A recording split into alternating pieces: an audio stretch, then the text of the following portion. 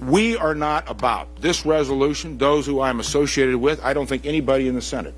If there is one senator in the United States Senate that is all about defeating America, making America's position more dangerous, or eroding our standing in the world, I don't know of that person. If you do, please let me know.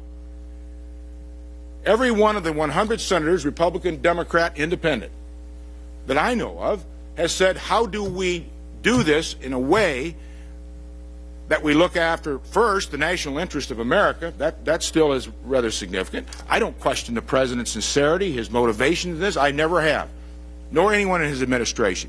This President is sincere about what he said last night. He believes this is the right thing to do.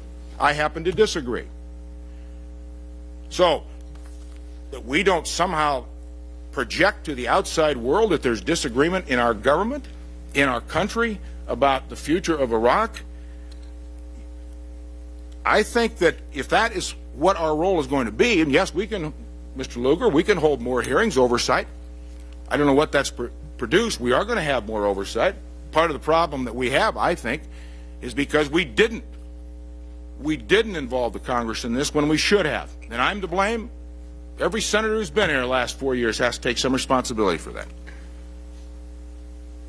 But I will not sit here in this Congress of the United States at this important time for our country and in the world and not have something to say about this.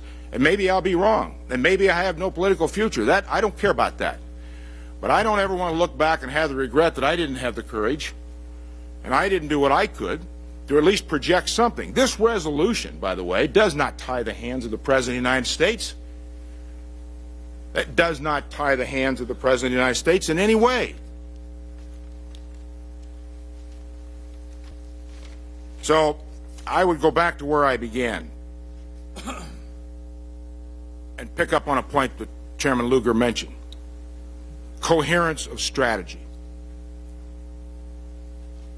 I don't know how many United States senators believe we have a coherent strategy in Iraq. I don't think we've ever had a coherent strategy. In fact, I would even challenge the administration today to show us the plan that the President talked about the other night. There is no plan.